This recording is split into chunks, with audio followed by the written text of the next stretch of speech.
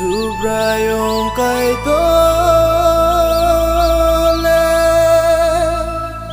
Sung no ham jagu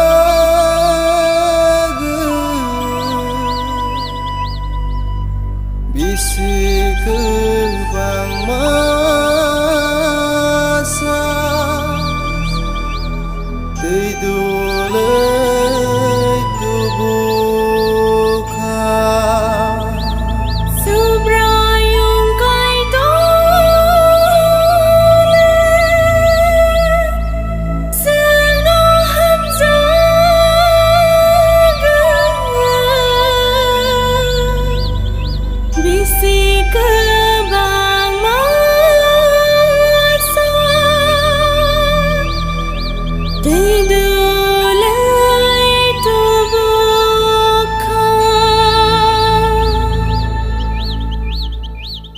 Hola ketar sini logi tong mabat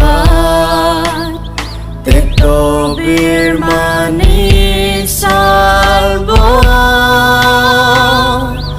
Laye hai kasa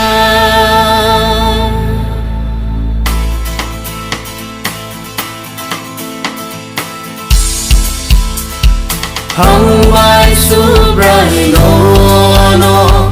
Hang bai jisu no no Hang bai subrai no no Hang bai jisu no no Oh sini subrayo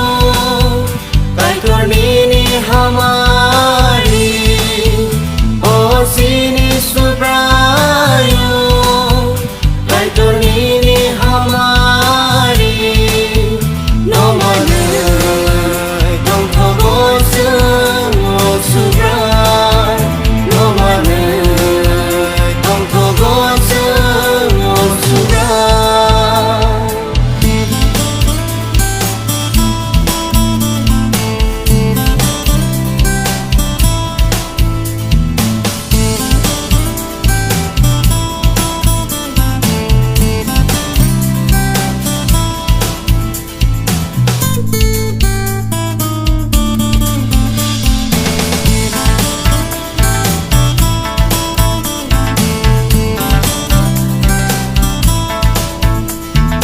Subrayung do farok nomor yakele